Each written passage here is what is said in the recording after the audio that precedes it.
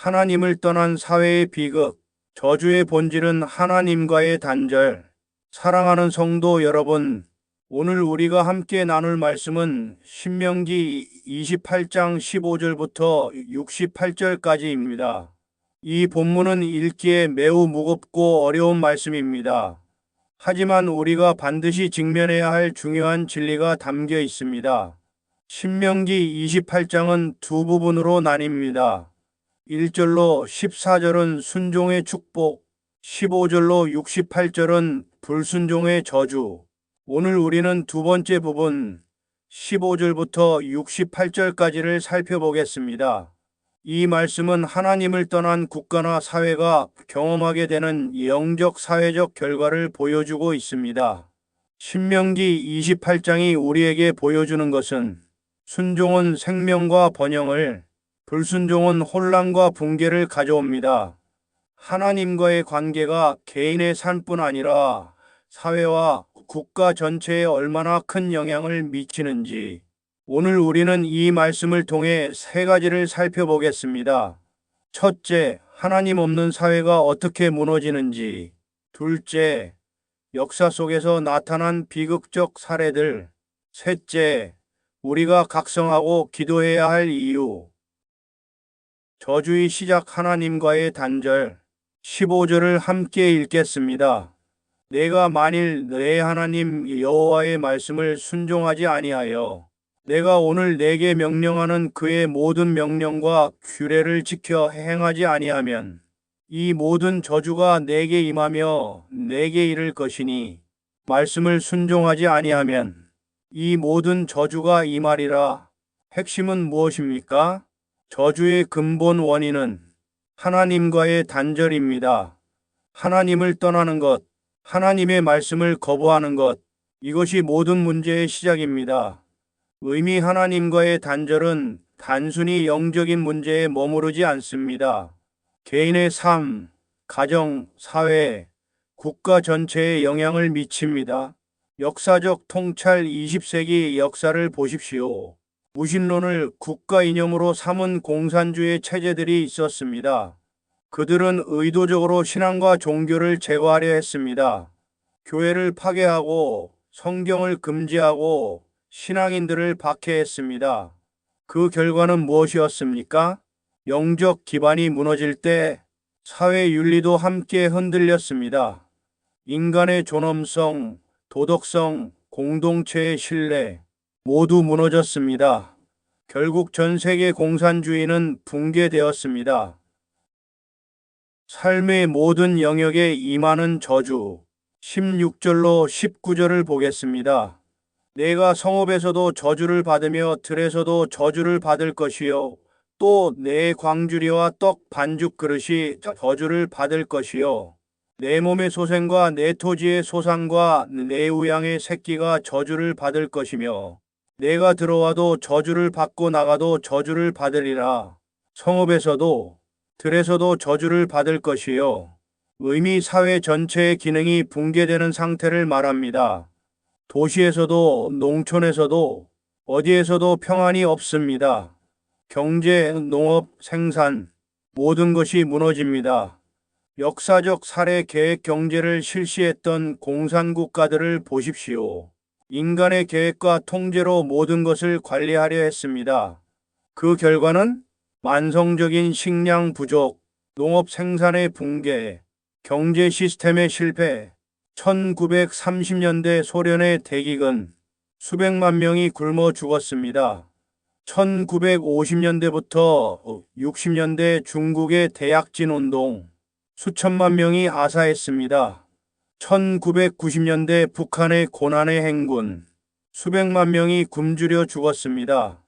교훈 인간 중심의 체제는 자연의 질서까지 흔들 수 있습니다. 하나님을 배제한 계획은 결국 실패로 끝납니다. 혼란과 책망. 20절을 보겠습니다. 네가 악을 행하여 그를 버렸으므로 내 손으로 하는 모든 일에 여호와께서 저주와 혼란과 책망을 내리사 망하며 속히 파멸하게 하실 것이며 혼란과 책망을 내리사 망하게 하실 것이며 의미 질서가 붕괴되고 지속적인 혼란이 찾아옵니다. 역사적 관찰 무신론적 전체주의 국가들의 특징이 무엇이었습니까? 끊임없는 정치 숙청, 내부 불신 구조, 감시 사회, 공포 통치, 스탈린의 대숙청, 수백만 명이 처형당하거나 수용소로 보내졌습니다. 마오쩌둥의 문화대혁명, 수천만 명의 지식인과 종교인들이 죽거나 박해를 받았습니다. 왜 이런 일이 벌어졌습니까? 하나님이 없는 사회에는 절대적 도덕 기준이 없습니다. 권력자의 뜻이 법이 되고 공포가 질서를 대신합니다. 공포 속의 사회에서는 신뢰가 사라집니다. 질병과 재앙 21절로 24절을 보겠습니다. 여호와께서 내 몸에 연병이 들게 하사 내가 들어가 차지할 땅에서 마침내 너를 멸하실 것이며 여호와께서 폐병과 열병과 염증과 학질과 한재와 풍재와 썩는 재앙으로 너를 치시리니 이 재앙들이 너를 따라서 너를 진멸하게 할 것이라. 내 머리 위에 하늘은 놋이 되고 내 아래의 땅은 철이 될 것이며 여호와께서 내 땅의 비를 티끌로 만드시고 먼지를 하늘에서 내 위에 내리사 내가 멸망하게 하시리라. 질병, 염증, 한재, 풍재, 의미 사회 기반이 붕괴되면 생존의 위기로 이어집니다. 역사적 사례 대기근 때 무슨 일이 벌어졌습니까? 의료 시스템의 붕괴, 영양실조 문제, 전염병의 확산. 가장 큰 비극은 무엇입니까? 체제의 실패는 항상 가장 약한 자들에게 가장 큰 고통을 줍니다. 어린아이들, 노인들, 병든 자들, 그들이 가장 먼저 희생됩니다. 우리의 마음 이것을 볼 때 우리는 긍휼의 마음을 가져야 합니다. 고통받는 그들을 위해 기도해야 합니다. 안보의 붕괴 25절을 보겠습니다. 여호와께서 내 적군 앞에서 너를 패하게 하시리니 내가 한 길로 그들을 치러 나가서는 그들 앞에서 7길로 도망할 것이며 내가 또 땅의 모든 나라 중에 흩어지고 적군 앞에서 패하게 하시리니 의미 안보의 불안과 지속적인 긴장 상태, 역사적 현실 군사 긴장 상태가 지속되면 어떻게 됩니까? 국민 삶의 불안정, 막대한 군비 지출, 경제 발전의 저해, 국제적 고립, 평화 없는 삶, 이것이 하나님을 떠난 사회의 모습입니다. 정신적 고통과 두려움 26절로 29절을 보겠습니다.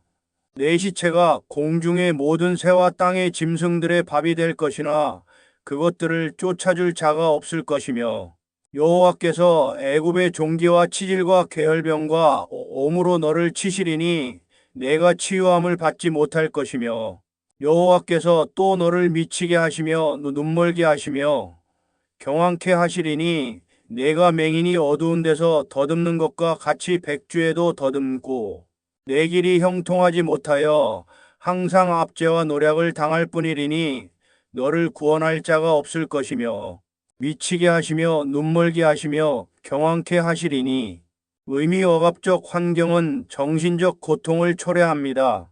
역사적 관찰 자유가 제한된 사회에서는 표현의 자유가 없습니다. 사상의 자유가 없습니다. 이동의 자유가 없습니다.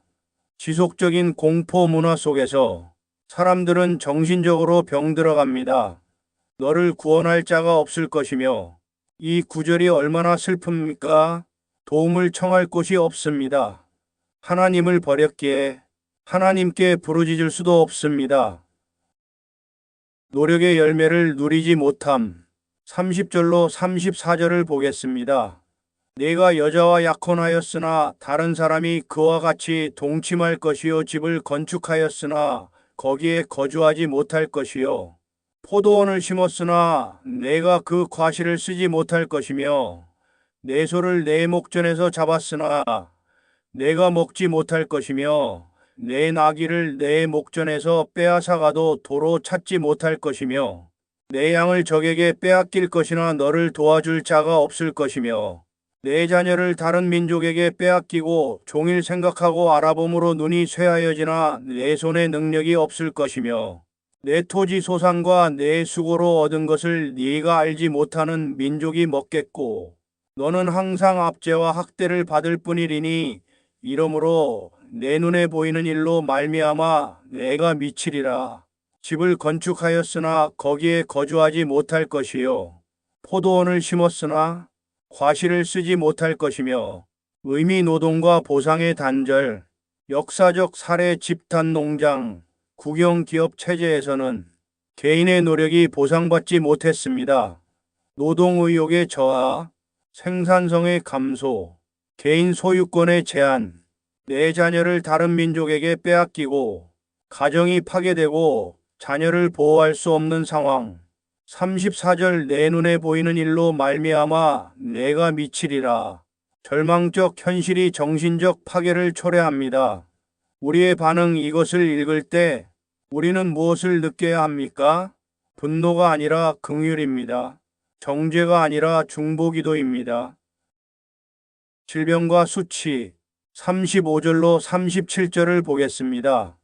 여호와께서 내 무릎과 다리를 쳐서 고치지 못할 심한 종기를 생기게 하여 발바닥으로부터 정수리까지 이르게 하시리라. 여호와께서 너와 내가 세울 내 임금을 너와 내 조상들이 알지 못하던 나라로 끌어가시리니 내가 거기서 목석으로 만든 다른 신들을 섬길 것이며 여호와께서 너를 끌어가시는 모든 민족 중에서 내가 놀램과 속담과 비방거리가 될 것이라. 놀램과 속담과 비방거리가 될 것이라. 역사적 관찰 인권 침해의 역사, 강제 수용소의 존재, 정치범 수용소의 문제, 인간 존엄성이 완전히 훼손되었습니다. 세계는 이것을 보고 놀라고 비방했습니다.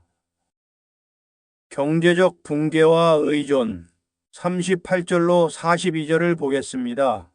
내가 많은 종자를 들에 뿌려도 메뚜기가 먹음으로 거둘 것이 적을 것이며 내가 포도원을 심고 가꾸어도 벌레가 먹음으로 포도를 따지 못하고 포도주를 마시지 못할 것이며 내 모든 경내에 감람나무가 있을지라도 그 열매가 떨어지므로 그 기름을 내 몸에 바르지 못할 것이며 내가 자녀를 낳을지라도 그들이 포로가 되므로 내게 있지 못할 것이며 내 모든 나무와 토지 소산은 메뚜기가 먹을 것이며 43절 44절에 너희 중에 거주하는 이방인은 점점 높아져서 내 위에 뛰어나고 너는 점점 낮아질 것이며 그는 내게 구워줄지라도 너는 그에게 구워주지 못하리니 그는 머리가 되고 너는 꼬리가 되리라.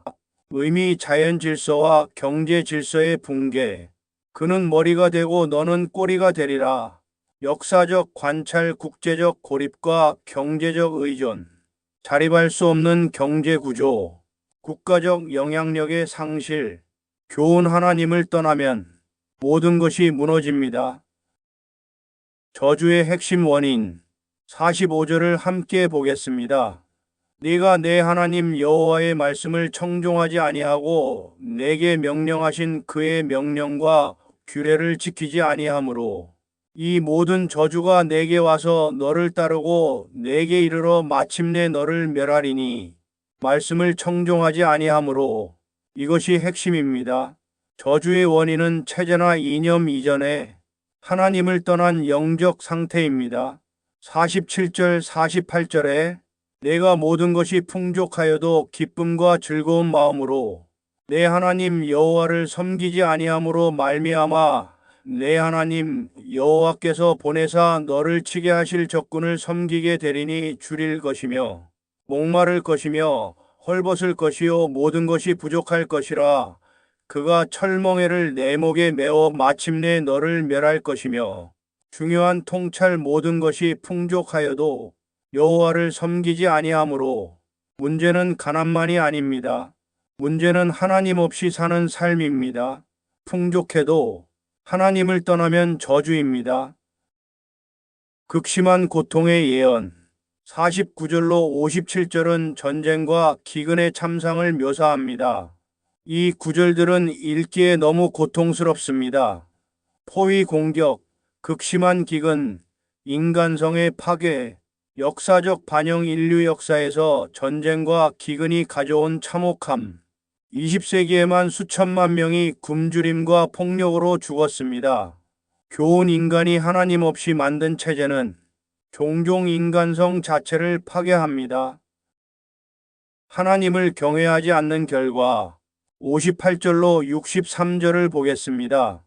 내가 만일 이 책에 기록한 이 율법의 모든 말씀을 지켜 행하지 아니하고 내 하나님 여호와라 하는 영화롭고 두려운 이름을 경외하지 아니하면 여호와께서 너희를 번성하게 하시며 너희를 많게 하시기를 기뻐하시던 것 같이 이제는 여호와께서 너희를 망하게 하시며 멸하시기를 기뻐하시리니 핵심 교훈 내 하나님 여호와라 하는 이름을 경외하지 아니하면 하나님을 경외함이 사라질 때 사회는 방향을 잃습니다. 도덕의 기준이 없어지고 인간의 존엄성이 무너지고 정의와 공의가 사라집니다. 평안 없는 삶 64절로 68절을 보겠습니다. 여호와께서 너를 땅 이 끝에서부터 저 끝까지 만민 중에 흩으시리니 내 생명이 의심나는 곳에 달려 있어서 주야로 두려워하며 내 생명을 확신할 수 없을 것이라 내 마음의 두려움과 눈에 보는 것으로 말미암아 아침에는 이르기를 저녁이 되었으면 좋겠다 할 것이요 저녁에는 이르기를 아침이 되었으면 좋겠다 하리라. 주야로 두려워하며 내 생명을 확신할 수 없을 것이라. 평안이 없는 사회. 아침에는 저녁이 되기를 바라고 저녁에는 아침이 되기를 바라는 이것이 하나님 없는 삶입니다. 역사적 교훈 하나님 없는 체제의 공통 결과 20세기 여러 무신론적 공산주의 체제에서 공통적으로 나타난 현상 종교 자유의 억압, 정치적 숙청과 공포 통치, 기근과 경제 실패, 인권 탄압, 두려움과 감시 사회, 국제적 고립, 결론 하나님을 제거한 체제는 인간 존엄을 보호하지 못했습니다. 우리는 사람을 정죄하지 않습니다. 여기서 매우 중요한 진리를 기억해야 합니다. 우리는 체제를 비판할 수 있습니다.